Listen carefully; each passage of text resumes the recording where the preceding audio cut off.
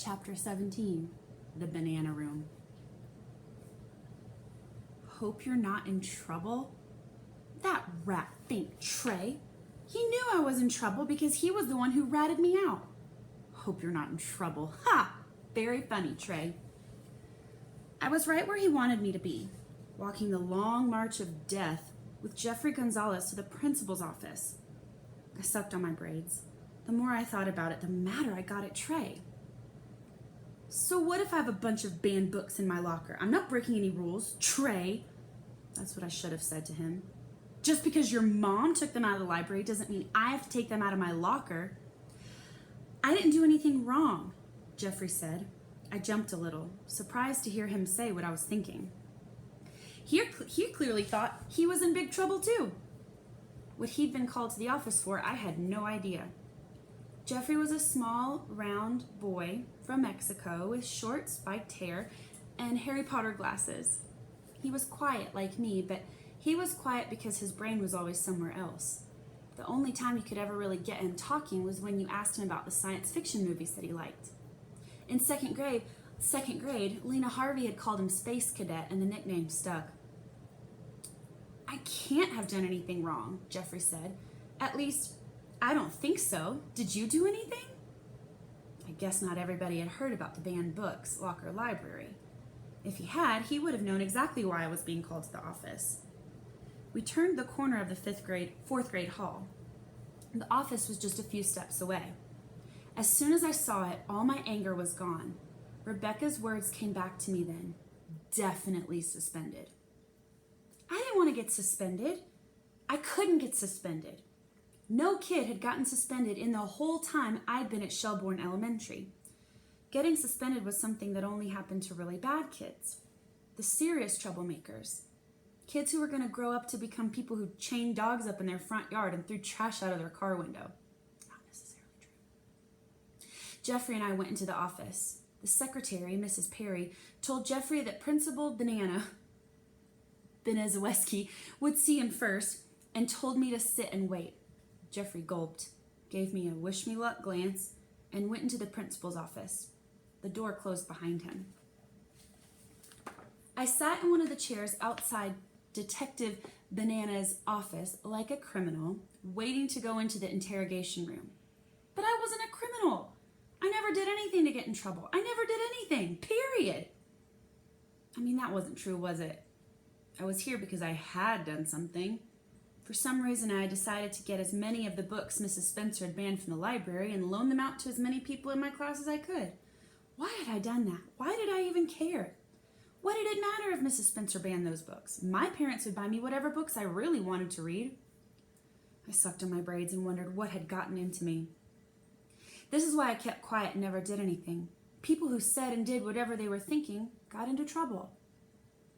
Principal Benezeweski's door opened, and she led Jeffrey out.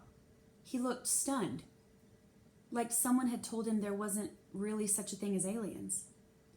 I'm sure your grandmother was a terrific person, Jeffrey, Mrs. Benezeweski said, and I know you'll miss her very much. Go ahead and collect your things, and you can wait here until her parents come. Jeffrey nodded, just barely, and left the office without even looking at me. Miss Olinger? Principal Benezeweski said, gesturing for me to come into her office. Any doubt I might have had about why I was called to the office was officially gone.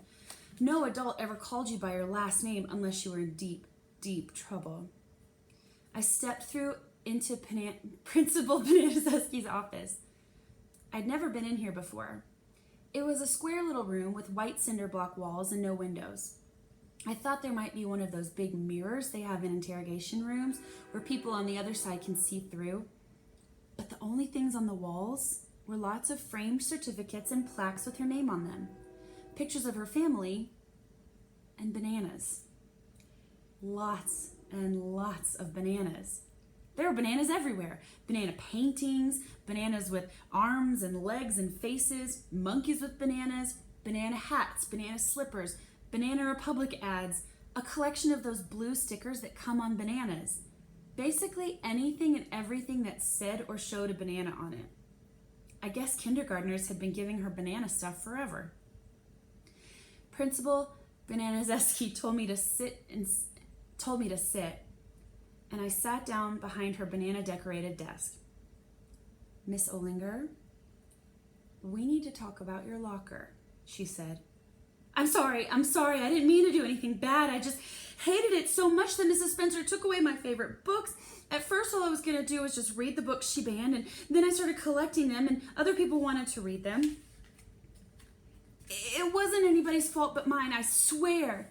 I'll take them home and never ever bring another one to school again. Just don't suspend me.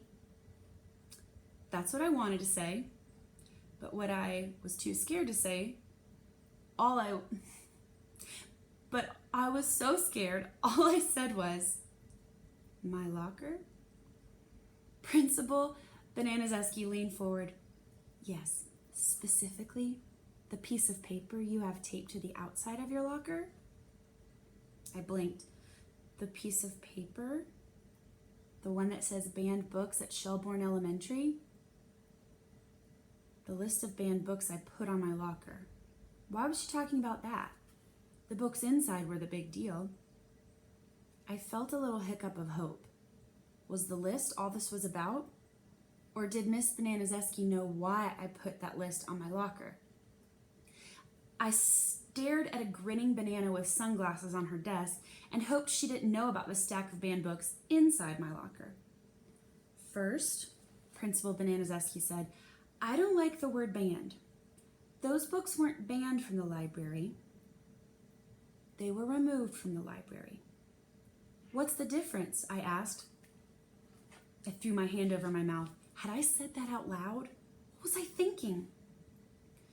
Principal Banana Zesky's voice got that you don't know anything tone adults get when they don't like being questioned. The difference, Miss Banana Zesky said, is that in one case, books are banned arbitrarily. Do you know what arbitrarily means? For no good reason? In a way, yes. It can also mean based on just one person's opinion, not the opinion of others. In this case, the books weren't removed arbitrarily. They were inappropriate, and more than one person agreed that was true, a whole school board in fact. So, they were removed. But it was just one person, Mrs. Spencer, I wanted to say. She didn't like the one book, and she got the school board to ban it. Then she helped other people who didn't like other books to do the same thing when there might be lots more people out there who do like them, or who just don't care. But this time I didn't say anything. Blurting out an objection was one thing, arguing with the principal was another. Still, I didn't see what the difference between banning and removing was. Either way, kids couldn't read them. And that's when I remembered why I started the BBLL in the first place. Good books shouldn't be hidden away. They should be read by as many people as many times as possible. But that wasn't exactly true. It wasn't just good books that shouldn't be hidden away. It was all books, any books. It didn't matter what they were about, or whether I liked them, or Mrs. Spencer liked them, or the school board liked them. I was lucky. My parents would buy me any book I wanted if I asked them to, but not everybody's parents would do that. Not everybody's parents could do that. That's what libraries were for. To make sure that everybody had the same access to the same books everyone else did. That's why I started the Banned Books Locker Library, and that's why I was going to get every last book Mrs. Spencer had banned, even Captain Underpants. I think it's the same thing, I said out loud. My voice got a little shaky as I spoke. But I kept going. Banning and removing, either way, people can't read them, and that's all that really matters. Principal Banana Zesky took a deep breath. Regardless, she said, the school board is the ultimate authority here, and they've made their decision, and the books have been removed. There's no reason to go around advertising it. If there's nothing wrong with it, why do you care if anybody finds out?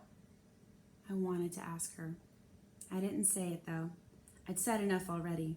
But as I thought it, I realized I could be asking myself the same question. If there was nothing wrong with the BBLL, why was I keeping it a secret? I blushed, feeling guilty all about the BBLL all over again. So, Principal Bananazeski said, you'll take it down by the end of the period? It wasn't a question.